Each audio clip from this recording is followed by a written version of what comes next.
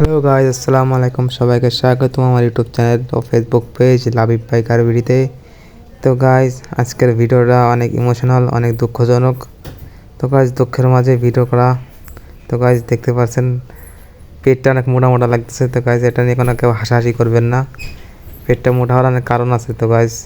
তো গাইজ আমার হার্ট কেমন আছে সেটা দেখার জন্য আমার পেটের সামনে একটা মেশিন লাগাই রেখে দিয়েছে, যেটা 24 ঘন্টা আমার হার্ট মনিটাইজেশন করবে, যে আমার হার্টটা কেমন আছে, কেমন চলতেছে, সব পরিস্থিতিতে কেমন আছে আমার হার্টটা। তো গাইজ, দেখতে পারতেছেন এটা লাগানো আছে, আর এটা ব্যাগের সাহায্যে লাগানো আছে, ব্যাগের সাহায্যে ঝোলানো আছে। তো গাইজ, এই ব্যাগটা আপনার আছে দেখেন না, হিন্দু যে পণ্ডিত আছে, পণ্ডিত মশাই, তারা যে ছোটোখাটো একটা ব্যাগ নিয়ে ঘুরে বেড়ায়, এই ব্যাগটা দেখতে অনেকটা সেরকম। এই জন্য ব্যাগটা আসলে গেঞ্জির তলে ঢেকে রেখে দিয়েছি, আর গেঞ্জিটা গলার উপরে রেখে দিয়েছি যাতে কেউ দেখতে না পারে।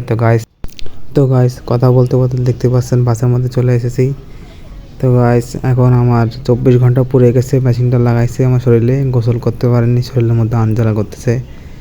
গোসল না করতে পারলে যেমনটা লাগে, আসলে গায়ের মধ্যে চুল করছে অনেকটা। তো গাইস, তাড়াতাড়ি সকাল সকাল চলে আসলাম, তাড়াতাড়ি আমার খুলে দেয়। 24 ঘন্টা পুড়ে গেছে প্রায়। এখন যে মেশিনটা খুলে নেব আর দেখে আমার রিপোর্টে কী বলে। তো গাইস, দেখতে পাচ্ছেন বসে আছি, কখন খুলে দেবে আমার আগে আরও দুইজন আছে, তাদেরটা আগে খুলবে, এরপর আমারটা খুলবে। তো গাইজ, তারপর আমি আবার আসতেছি। তো গাইজ, এরপর আমার হাত থেকে সেই মেশিনটি খুলে নিয়েছিল। মেশিনটার নাম অবশ্য আমি জানি না, ছোটো একটা মেশিন। তো গাইজ, মনটা অনেকটা খারাপ।